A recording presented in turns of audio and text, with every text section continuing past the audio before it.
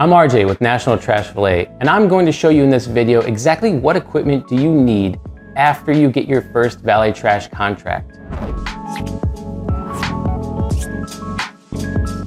What makes the valet trash model so successful is that you're dealing with just the apartment complex.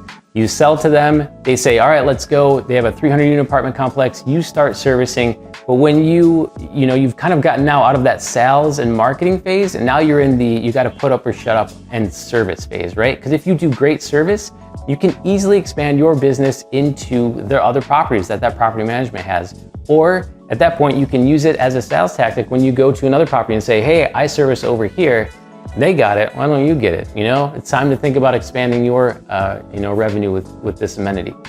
So with valet trash, once again, you show up at 8 o'clock, pick up the trash from containers that you provide, take it down to the dumpster, kind of clean up, make sure everything's good to go, and then you're along your way. So the model itself is pretty basic and pretty simple when you go to service. You can throw your earbuds in, you just walk around, no one really to talk to or interact with, just pick up the trash, take it to the dumpster, come back, pick up trash to the dumpster, and that's it.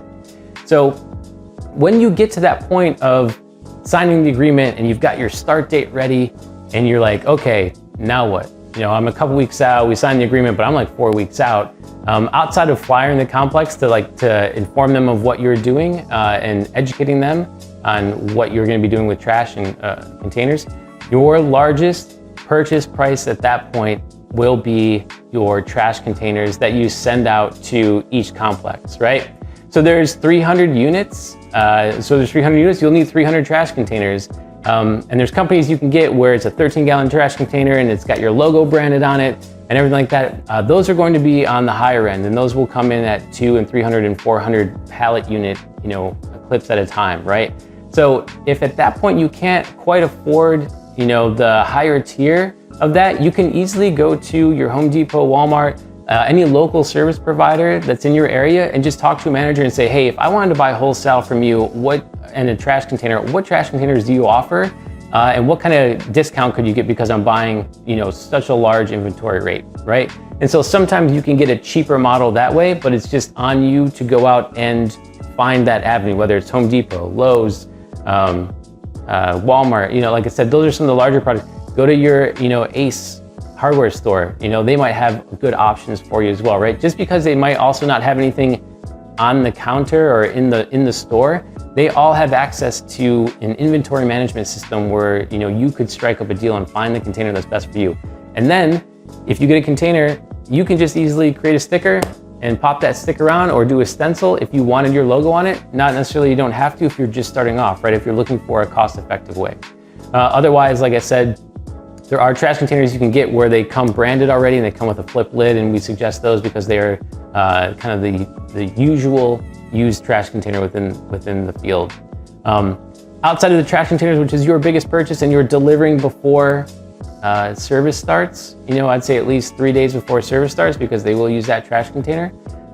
You'll need an over-the-shoulder bag that is leak resistant to carry the trash bags in, right? Because you're gonna be picking up the trash and you need something to carry it in. So to use that, there's actually a couple ways you can do it. You can create your own if you got like a larger like sand style bag and you've got like an absorbent pad and put it on the bottom. I wouldn't suggest this as much just because the leakage in there can get to a point where it can smell, right? And then, but if you need to do it, it's a cost-cutting measure, you can definitely do it. Otherwise, there are bags out there that are available that are leak resistant that will stand up, that have like the oval ring in it, and they also have a clippable rolling mechanism. If you've seen like larger 65-gallon trash containers that go on that rolling little rolling stool, they have this that clips into it, so you can actually roll down the hallways and throw your bags in, and you don't always have to be over the shoulder unless you go downstairs or something like that. So it actually makes things more efficient as you service. Outside of those, I'd say it suggests like latex gloves or gloves that you could dispose of each night. Otherwise, you'd have to wash, if you've got like kitchen style gloves, you'd have to wash those every night. Otherwise, like latex gloves like that you just pull off and you can throw away when you're done.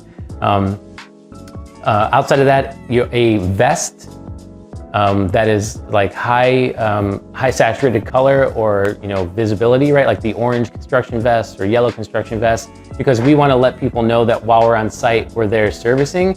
So if they're, we're walking to trash bins and, back and forth through the parking lot. So the last thing you want to do is, especially at night, their lights will catch the reflectors, and it's just a safety protocol for you, right? So then under that too, you can just have, usually we suggest a t-shirt that is kind of the same color of the brand color that you pick. In this case, like ours is blue. So we would have like a blue shirt, and then we'd use an orange vest. And then that way it's not necessarily uniform, but it's very uniforming, right? Where it kind of has that feel to it, even though it's just a t-shirt in case we get spills or trash on it. It's not that big of a deal, right? You can optionally have like a hat with a logo, things like that. You don't necessarily need it. So really, you need the trash containers, you need the over-the-shoulder bag to service.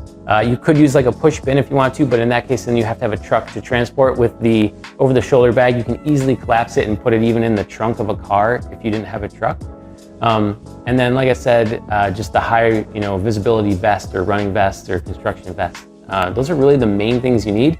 And then I would suggest some earbuds and music, and you can kind of zone out and do what you need to. So some of the things that you don't need, right? So we just went over the actual items you need. So what are some things that you don't need? You've probably either seen the service and someone's driving a truck. You don't need a truck to operate this service. You can do it by hand with the over-the-shoulder bag or a push cart or whatever it might be, right? You can go door to door, pick up the trash, service it. Some people use their truck, a pickup truck, to throw the trash in, and then they drive section to section, throw more trash in, and then they drive.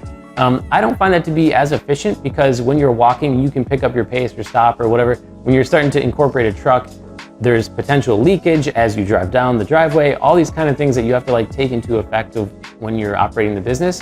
So usually, to me, just the over-the-shoulder bag, especially on the wheels, is great. It just makes you more mobile and the ability to circle back and pick up whatever is needed. So you don't need a commercial vehicle or a truck up front. If you start to grow multiple complexes and you have like a manager on your side, then at that point I would suggest looking for a branded truck or something that you can use along the way, especially if you start to get into bulk removal. But we're just talking about valet trash as the base. So then if you got into bulk later, you would definitely need a truck to take that stuff offsite. You don't need an office or a storage place, right, to start from or to store your supplies at. Like I said, if you are starting off for your own, we highly suggest that you operate every aspect of the business yourself first, so that you get a good feel of what you need later down the road to hire accordingly, right? Because if you do the job and you say, man, I know I ran into that aspect, or man, when I was throwing trash away, like there's someone in there picking trash out, what do I do? So you start to create your own your SOPs of like how procedures go when you service trash for a complex. So you don't need a storage unit to like put all your stuff in. Just the bag should be easily collapsible if you're trying to like do this on the fly up front until you grow. And then you don't need any expensive software or anything else up front, to track your status if you're the one going door to door. Eventually you can get software when you grow to a point that you need to, that can have barcodes on the trash containers that you can scan, and that it will do the violation report for, and it will upload it. You can do violation reports manually if you want, or when you talk to the complex, you can just say, hey, at this point, we will keep an eye out for extreme violations, but really at this point, we're going to service the trash, because especially if you're just starting off in a complex, you want to look good so you can expand to other complexes. So those are really the things that you don't need, right? You don't need, a storage facility / office to put your gear in when you're done. You can just kind of leave it in the trunk of your car. You don't need a commercial truck or vehicle. You don't really need like the expensive software up front to kind of get going, for violations or tracking, tracking your valets through the property, right? That would come at a later stage. So of the gear I talked about earlier, the trash containers, the over-the-shoulder bag, the gloves, all that kind of stuff, like I said, your best route is to look at Amazon, Walmart, Home Depot for some of those things that are offered. And then from there, you can kind of try to negotiate, especially if you're in person at some of those locations. And then just, like I said, especially on Amazon, on the shirt and reflective vest, like you only need those like once or twice. So you can kind of get those pretty easily, or even if you have ordered it. Why I like Amazon for some of the purchases is you can set up essentially a 30-day, a net 30 account, right?